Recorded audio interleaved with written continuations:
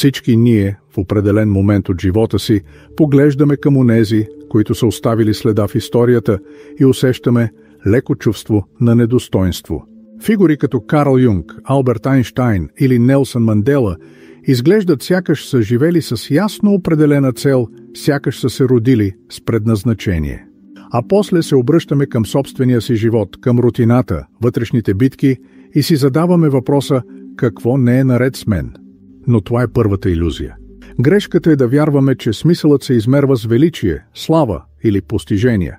Истинският смисъл се ражда много по-тихо, дълбоко в нас, между сенките, които избягваме, и мълчанията, които не смеем да чуем. Първата стъпка към това пробуждане е да се обърнем навътре с брутална честност. Повечето от нас мислят, че се познават. Знаем какво харесваме, имаме мнение за нещата, понякога дори знаем навиците си.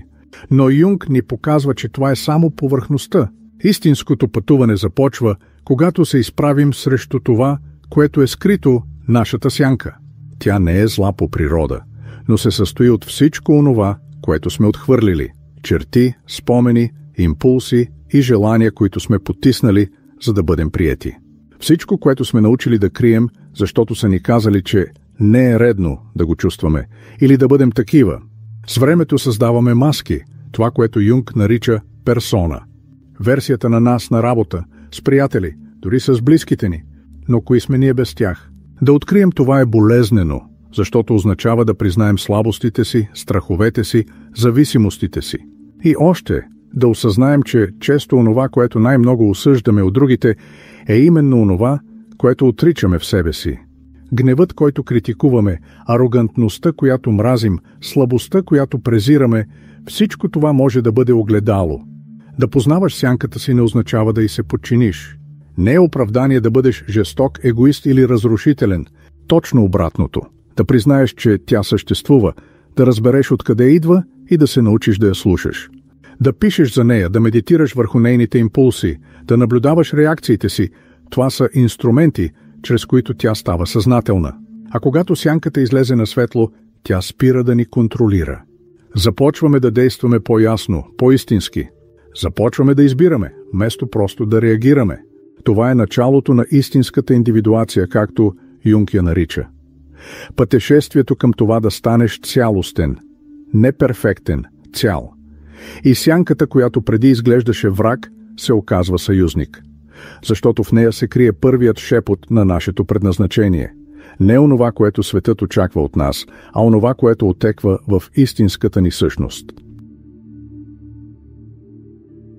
Несъзнателно, несъзнаваното ще управлява живота ти и ти ще го наричаш съдба. Карл Юнг. Лесно е да сочим с пръст. Почти инстинктивно е. Виждаме някой арогантен и се намръщваме с презрение. Осъждаме мързела на другите, егоизма, студенината, импулсивността.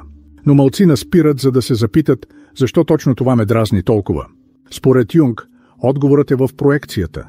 Всичко, което ни смущава от другите, често не е заради тях, а заради нас. То е отражение на нещо, което сме изтласкали дълбоко в сянката си и което сега се проявява във външния свят, сякаш несъзнаваното отчаяно търси признание. Тази проекция е коварна, защото ни кара да вярваме, че проблемът е навън, но светът, който ни афектира, всъщност е огледало. Когато се гневим на чуждата надменност, може би в нас самите се крие непризната гордост. Когато усмиваме нечия уязвимост, може би прикриваме собствените си страхове. И точно тук започва истинската работа по себе познанието, да признаем, че нашите реакции разкриват повече за нас, отколкото за другия. Сянката крещи и го прави чрез осъждането. Това упражнение не е лесно. Изисква спиране, размисъл и искреност във въпросите: аз някога бил ли съм такъв? Има ли нещо в мен, което прилича на това, което осъждам? Понякога отговорът идва в мълчание, като стягане в гърдите или забравен спомен. Но колкото повече се осмеляваме да слушаме, толкова повече несъзнаваното започва да се разкрива. Това е началото на истинската трансформация. Не става въпрос да се обвиняваме за тъмните чувства, а да ги приемем. Да разберем, че сме обширни и че светлината има смисъл само когато съществува и тъмнина. Да изведеш сянката на светло е като да запалиш свещ в стая, в която никой не е влизал от години. Прахът се надига, формите плашат, но постепенно пространството се разкрива. И с това идва изборът. Можем да решим да не действаме от гняв. Можем да разберем откъде идва завистта и да я превърнем в здрава амбиция. Приемането на сянката ни дава сила, не власт над другите, а освобождаване от собствените ни окови. Свободата започва, когато спрем да бягаме от това, което сме. Когато пишем за себе си, когато наблюдаваме мислите си, когато реагираме с любопитство, а не с осъждане, отваряме пространство за нещо рядко – цялост. Не да бъдем просто персона, която се харесва, а човек в пълния си обхват, учещ се, грешащ и преоткриващ се. И едва когато приемем тази цялост, започваме истински да вървим към най-автентичното си предназначение. Което правиш, не това, което казваш, че ще направиш. Карл Юнг. Самопознанието е могъща стъпка, но не е достатъчно просто да познаваш сянката си, да я интегрираш в съзнанието и да вярваш, че това само по себе си ще преобрази живота ти.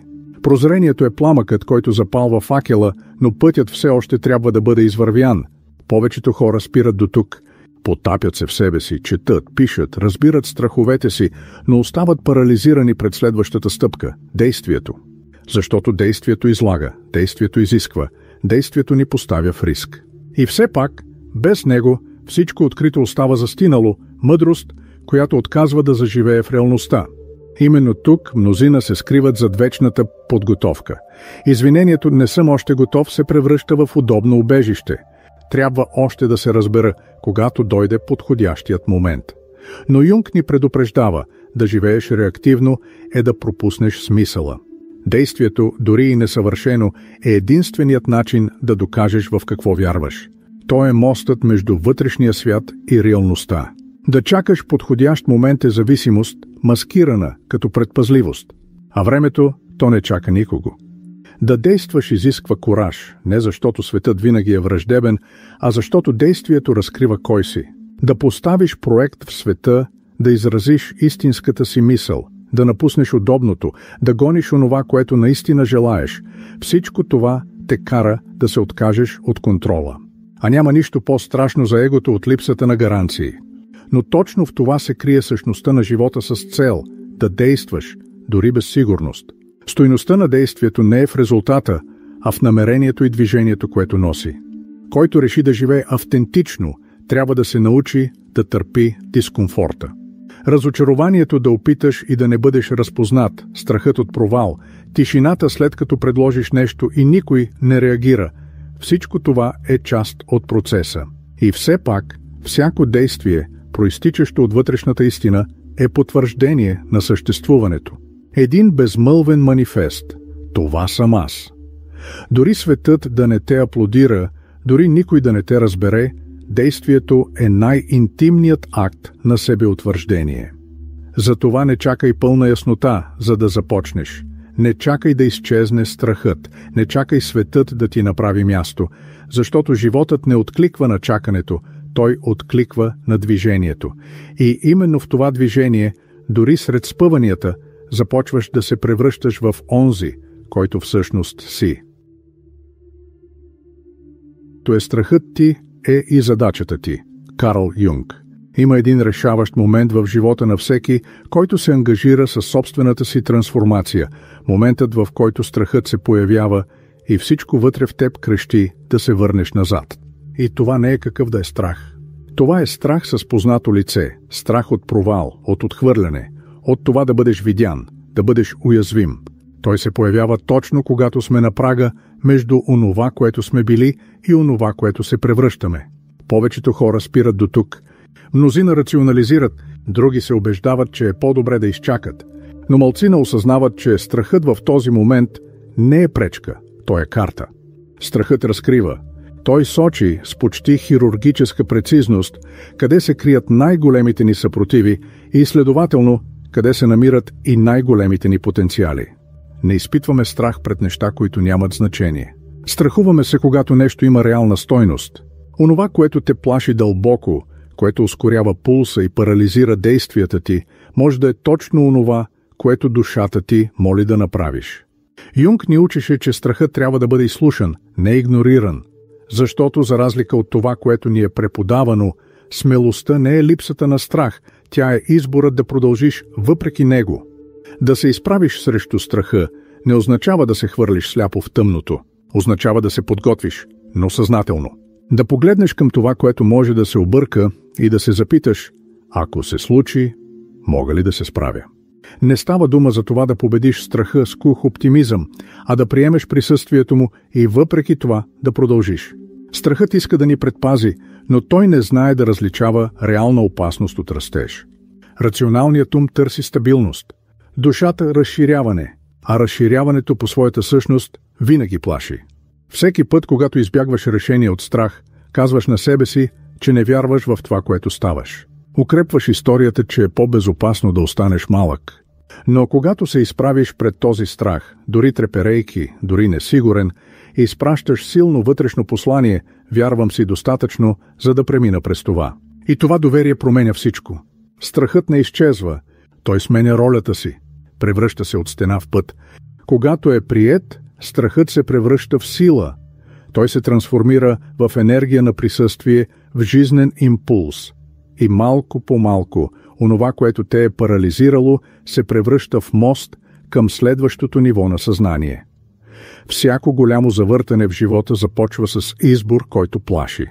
И въпреки това, точно този избор те доближава до най-дълбоката ти истина.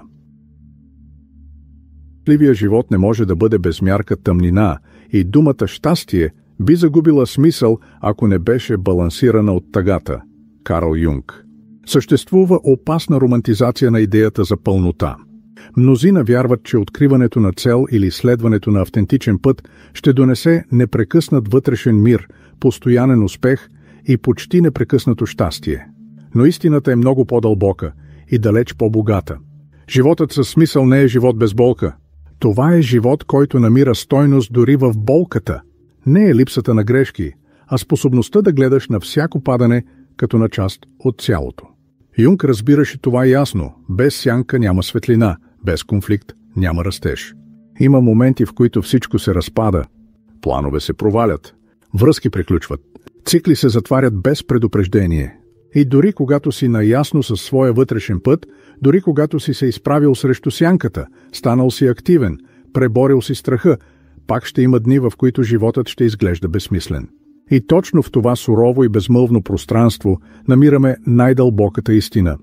Смисълът не идва от резултата, а от присъствието. От това да си цял, дори когато нищо не изглежда наред. Не е нужно да побеждаваш, за да живееш със смисъл. Нужно е да продължаваш. В продължаването, въпреки умората, разочарованието, съмнението, се калява характерът. А този характер не е нещо, което се показва на света, а нещо, което се усеща вътре в теб.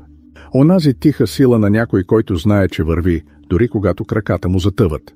Някой, който разбира, че животът не е права линия, а спирала и че понякога трябва да паднем, за да разберем какво всъщност ни държи. Всяко разочарование е огледало. То разкрива скрити очаквания, несъзнавани идеализации, фантазии за контрол. Когато нещо се провали, това е покана да се запиташ, какво очаквах това да докаже за мен. Отговорът може да бъде обезпокоителен. Може да ти покаже част от теб, която все още търси външно одобрение, която все още иска да бъде видяна, приета. Но именно там се крие възможността да интегрираш още една част от психиката си. Със всяко падане се опознаваш повече. С всяка болка разширяваш способността си да приемаш себе си и другите. Да живееш със смисъл не означава никога да не се губиш. Означава да се изгубиш и въпреки това да продължиш да търсиш. Да не се откажеш от себе си, дори когато всичко в теб иска да спре. Да цениш опита, да почиташ усилието. Да приемеш несъвършенството като съществена част от пътя, защото смисълът в крайна сметка не е място, което се достига. Това е начинът, по който избираме да вървим, дори когато сме на парчета.